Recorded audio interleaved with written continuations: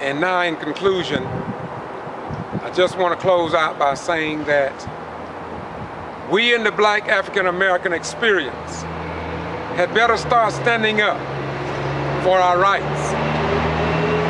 You who are white right people, let me repeat, you who are white right people, Japanese, Koreans, Latinos, Russians, and other American citizens had better start standing up.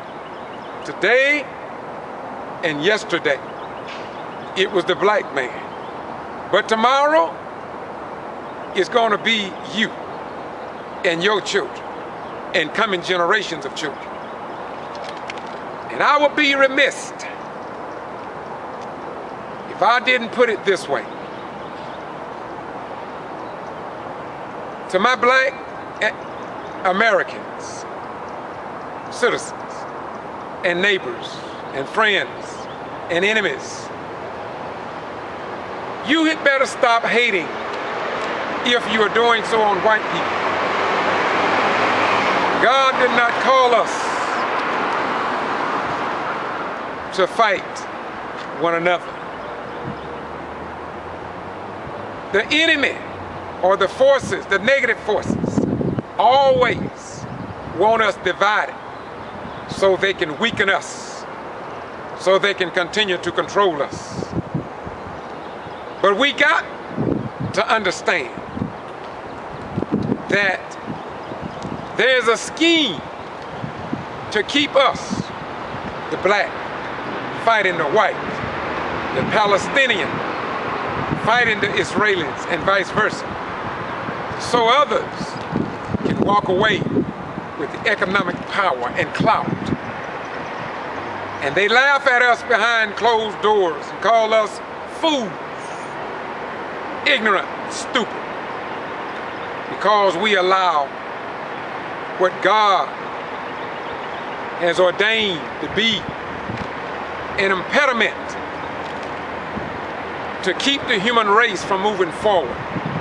We cannot continue to fight an unending fight if God had only made something of beauty that is white and disregarded the red, the blue, the purple, and the green, and said that they are inferior.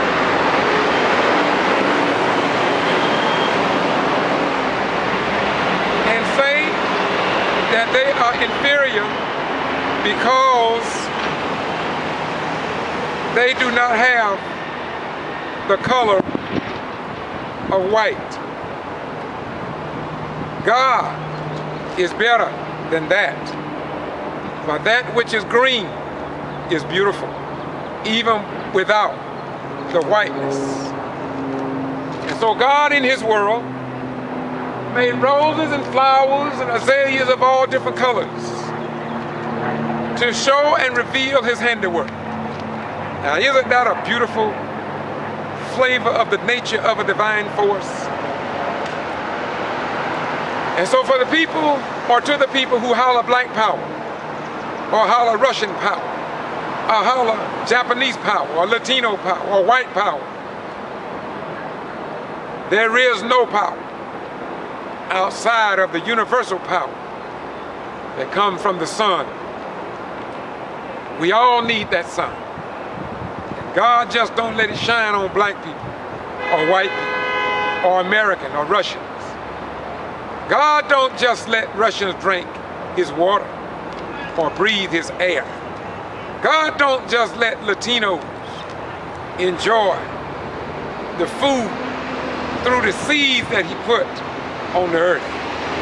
But he shares it with all of us. All of us. So all of us have faults. All of us have good points. So why can't we just be at peace and live and let live? Well, As I close, I know you all asking. So George, what was the purpose in all of this? The purpose in all of this is short form. Get your cameras out. Get your iPhone, smartphone, and Android phones out. Go to these public meetings. When you see certain things taking place on your street and in your community, record it. Put it on YouTube. Create your own video.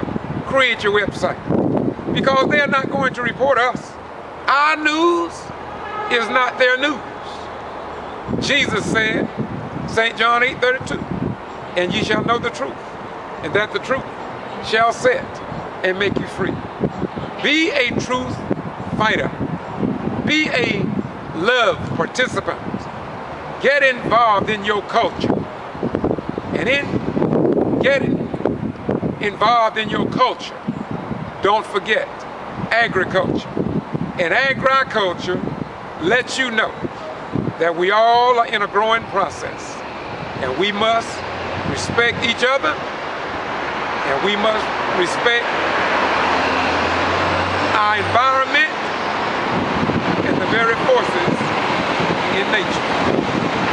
This has been the Ghetto Free Press, and I'm George Boston Rhymes. I'm standing on the Capitol in the state of Georgia because, once again, you have a right to know.